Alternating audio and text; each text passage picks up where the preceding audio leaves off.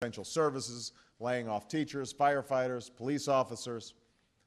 And that's why the recovery plan we put into action this week is so important. It's a plan that will save or create 3.5 million jobs over the next 2 years. Will help those hardest hit by our economic crisis.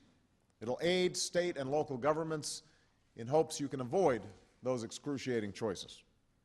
It provides greater unemployment insurance for nearly 18 million Americans and protects health care for 7 million who lost their health care along with their jobs.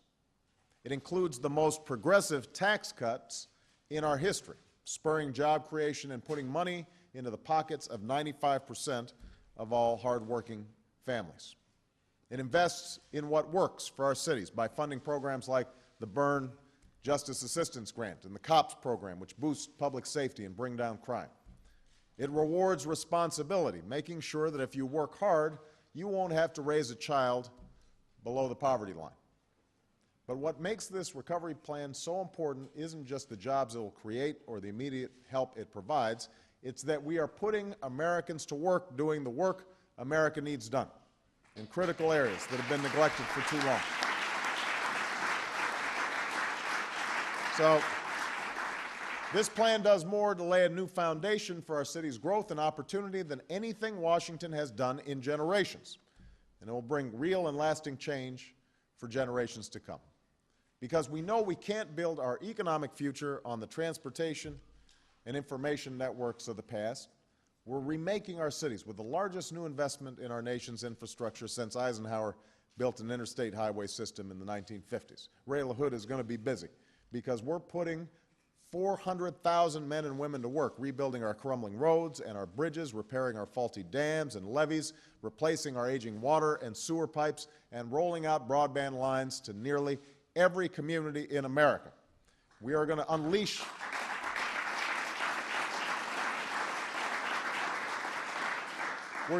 the potential of all our regions by connecting them with world-class transit systems and high-speed rail, making our metropolitan areas more livable and sustainable in the process. Because we know education is the single best bet we can make to change the odds of our children in our cities, we are making the largest investment in education in our nation's history. It will prevent harmful education cuts and save jobs of tens of thousands of teachers, 14,000 just in New York City. And it will make a historic investment in early childhood education and upgrade classrooms and libraries and labs across America so that millions of our children are prepared to compete in the 21st century. Because we know that spiraling health care costs are crushing families and businesses alike and straining budgets across government, we're taking the most meaningful steps in years to modernize our health care system. We're going to computerize America's medical records while maintaining rigorous privacy standards, saving billions of dollars and countless lives. We'll focus on prevention and keeping millions of Americans from having to set into the doctor's office in the first place. Taken together with the earlier enactment this month of long-delayed laws to extend health care to millions of more children of working families, we've done more in 30 days to advance the cause of health care reform than this country has done in a decade.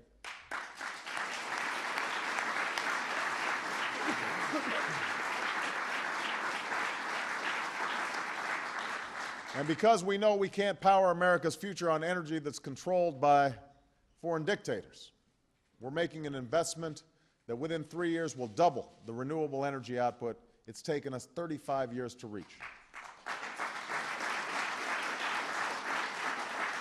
We'll provide tax credits and loan guarantees to companies that create this energy, allowing them to expand rather than lay people off.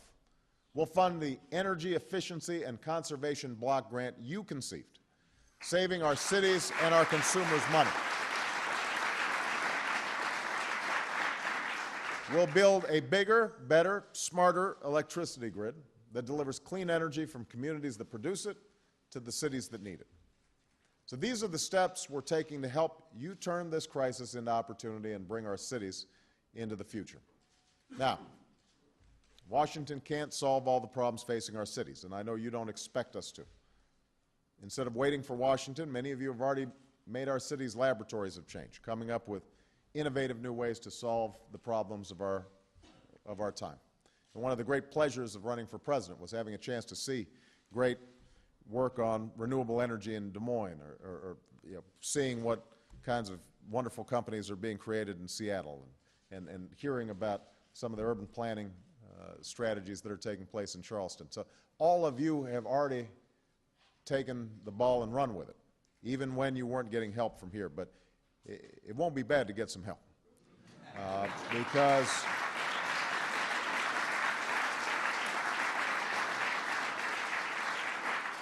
instead of debating the existence of climate change, mayors like Greg Nickels in Seattle are leading efforts to make cities greener and more efficient. Instead of just talking about health care, mayors like Gavin Newsom in San Francisco have been ensuring that those in need receive it. Instead of wringing your hands over poverty, you've got Antonio in Los Angeles making relentless efforts to alleviate it. You shouldn't have to succeed, though, despite Washington. You should be succeeding with a hand from Washington. And that's what you're going to get now.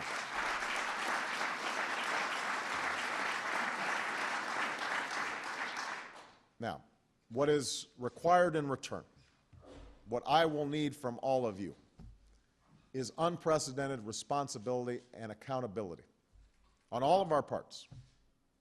The American people are watching. They need this plan to work.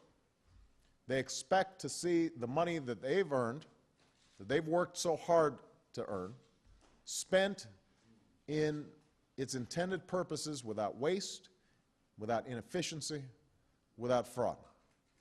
And that's why I'm assigning a team of managers to ensure that every dollar is spent wisely. And that's why we've created recovery.gov, so that every American can go online to see how their money is spent and hold their federal, state, and local officials to the highest standards they expect. So I want to be clear about this. We cannot tolerate business as usual, not in Washington, not in our state capitals, not in America's cities and towns. We will use the new tools that the Recovery Act gives us to watch the taxpayers' money with more rigor and transparency than ever.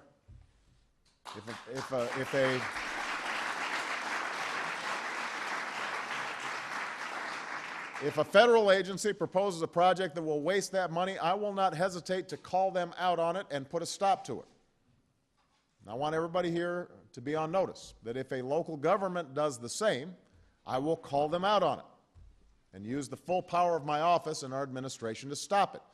We have asked for the unprecedented trust of the American people to deal boldly with the greatest economic crisis we've seen in decades, and the privilege of investing unprecedented amounts of their hard-earned money to address this crisis. And with that comes unprecedented obligations to spend that money wisely, free from politics and free from personal agendas. On this, I will not compromise or tolerate any shortcuts. American people are looking to us, each of you, as well as myself and Joe and others in our administration, for leadership, and it's up to us to reward their faith. Now, this plan doesn't mark the end of what we'll do together. It marks the beginning. My administration has outlined plans to stabilize, repair, and reform our banking system, to get credit flowing to families and businesses, to stem the spread of foreclosures and keep families in their homes.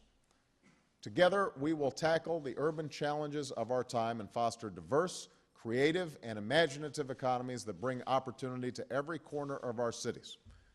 We'll do all this because, despite the different backgrounds of the mayors in this room, we all share the same vision for our cities.